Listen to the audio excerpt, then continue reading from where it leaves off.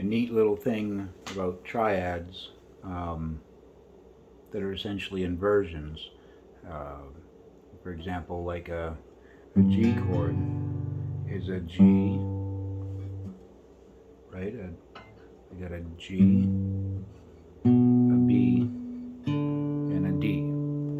If we thought about that, we have G, A, B, C, D. So we get rid of, right? Go on, fingers. We get rid of the second and the third.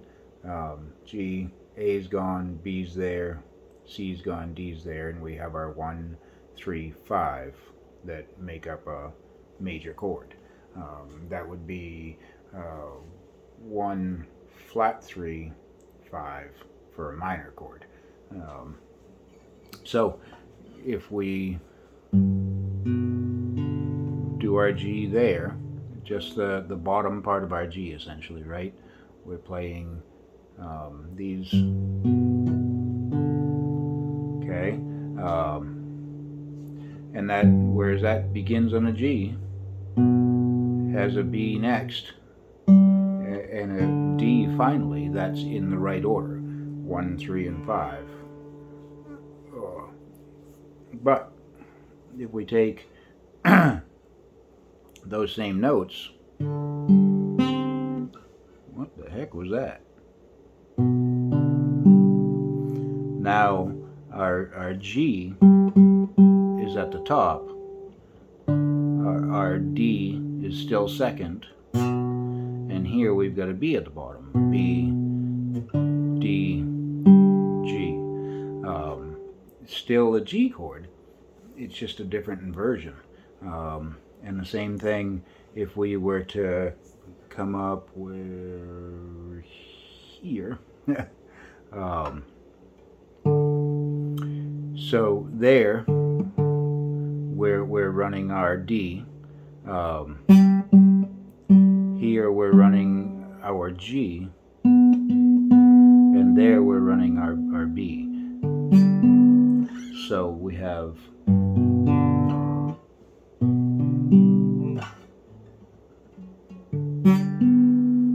all the same chords, and of course we can go to the octave, and essentially that's playing the same thing as we were here, with just up an octave, and it looks a bit like a C chord. Same thing runs along with a C chord, whereas we have a C right there, then we have an E, and then we have a G. And again, if we do C, D, E, F, G, and we get rid of those two, then we have C, D, E,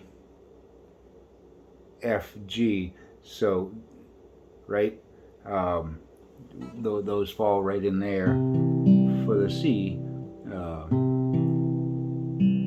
C, E, and G, and then we would be actually there you've got an inversion. Where are we? Here you've got an inversion, and then again that one we can run an octave. Come on, fingers. We can do the same thing on an E chord. If we go up to our top strings, that's the top part of our E chord, right? Because typically we'd play this as our E. Come on, camera. But we're just doing our top 3 strings here. So in that, we're going to have a G sharp, a B, and an E. Well, that tells us right off the bat that's not our root position, because it doesn't begin with an E. It begins with a G sharp. So if we go E, F, G, A, B, we get rid of those two, and we have E, not F, yes G, not A, yes B, and in the scale of E major, that G is a sharp. Simple as that. So we know then that we're starting with a G sharp, we're starting on the second, and then we're playing a B, which is the third, and then we're finally playing the E, which is the root. So we'll actually call that the fifth, right? The fifth, the third, and the first. This is upside down completely. Whereas we've got the fifth first, we've got the third second, and we've got the first or root last. And then with that, we can go to from this inversion, to this inversion, and that's going to give us a B, an E, and our G sharp. So now we're still not quite running our natural inversion for root until we get here, and then that one we're starting on an E. Get on there, finger. And then there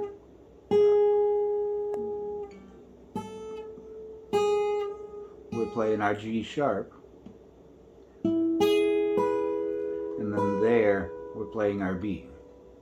And then if we come up further, we can do,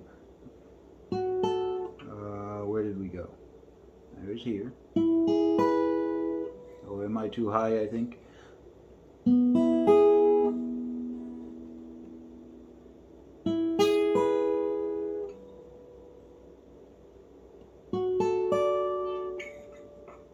And then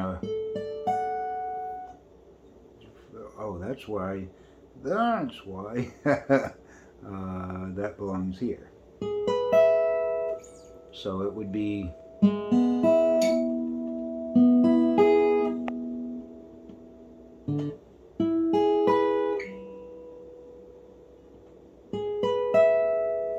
so those are all E chords, and oddly enough our proper root is there.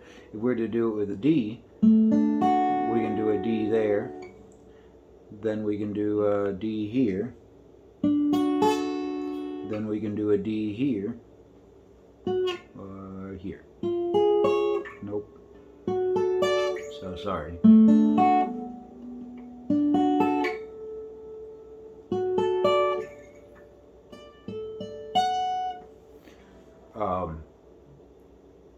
It breaks our brain out of always thinking about, well, a D chord is this little triangle shape down the bottom, or a G chord is this spread across the fretboard, and lets us know that we've got chord positions all over the place.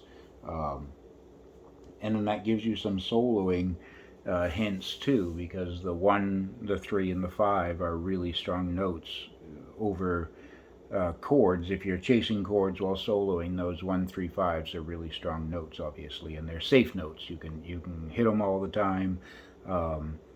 You can kind of use any one of them almost as roots, although they have leading feels to them, where the 5 certainly wants to go home. The 3 can be a little bit dissonant, but it doesn't mean it can't go there. So breaking the brain out of the basics of guitar chords that we know can be helpful for finding other stuff. And those triads you can use all over the place. That song, Wholehearted there, it goes from a D to an E without having to change the D pattern, right? And when like Jack and Diane is playing up, where is it?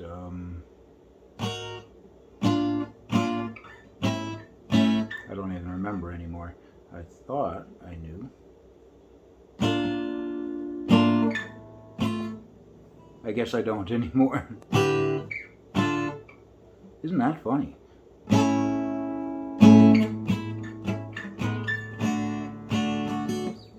that chases an E up there and then comes back to well, it's got 4 notes in it, but it's still part of the whole triad idea.